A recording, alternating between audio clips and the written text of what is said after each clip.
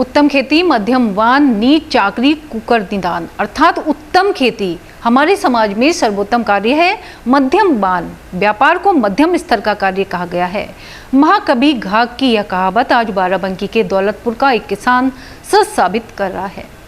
लखनऊ विश्वविद्यालय और फैजाबाद से पढ़ाई करने वाले अमृत प्रताप सिंह बाराबंकी में सूरतगंज ब्लॉक के दौलतपुर गांव में केले, तरबूज, मशरूम, खरबूजा, हल्दी और खीरा समेत करीब 1 दर्जन फसलों की खेती करते हैं। इस इलाके के बाकी किसानों की तरह उनके घर में पारंपरिक तरीकों से खेती होती थी, लेकिन जिस अनुपात में खेती थी उसके मुकाबले आमदनी काफ़ी कम थी। लेकिन 3-4 साल पहले जब से खेती की कमान इन्होंने संभाली, खेती के मायने और मुनाफे के नंबर बदल गए हैं। पहले जहां पूरे साल में 15-20 लाख रुपए मिलते थे, अब एक फसल ही इतने रुपए देकर जाती है। अमृत आज अपनी पारंपरिक तौर पर की जाने वाली पारंपरिक खेती से इतर नई खेती, नई तकनीक के साथ करके किसानों के लिए आदर्श बनने की ओर अग्रसर हैं।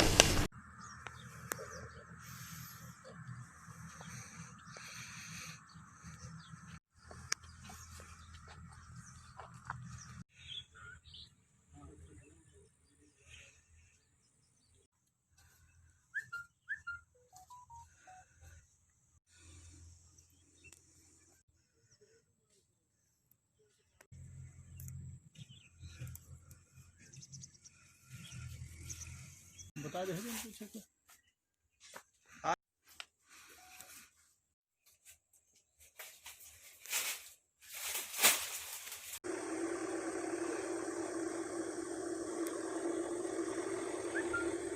खेती करते हैं। बबलू भैया क्या रहते हैं। हाँ, पहले हिया करते रहा था, अपने क्या करे लागन। हाँ, खाई नहीं वैसे अपने क्या खेती करे लागन। क्या सिखाया? खेती के अलग करे, बहुत फायदा है, घटे फायदा घटे दोनों। अच्छा, चूक जाओ तो फायदा नहीं घटी। क्या रे पुतिया काट के ले जी करे, साफ सुथरा रखी खेती की सफाई रखी, बढ़िया से निकाट दियो, जंगल वंगल सब साफ कर दियो, बढ़िया जो खराब छिया हो सब घर का उठा ले जाओ। मेहनत तो इतना करते हैं, पैसा वैसा देते हैं सब, जो ईमानदार आदमी है, जो काम करो जितनी टाइम चाहो उतनी टाइम पैसा ले लो। अच्छा। अपना खर्चा चलाओ जाएगा। ये इतना गरीब आदमी का खर्चा चलते है। परिवार आपका पल जा रहा है? जी, कुछ घर में खेती बाड़ी है थोड़ी 2-4 बीघा। अच्छा, वो तो बटे दिया, कुछ ठेके पर दिया, उसमें वैसे काम करते हैं और इधर उधर काम कर लेते हैं, उसमें काम चल जाता है।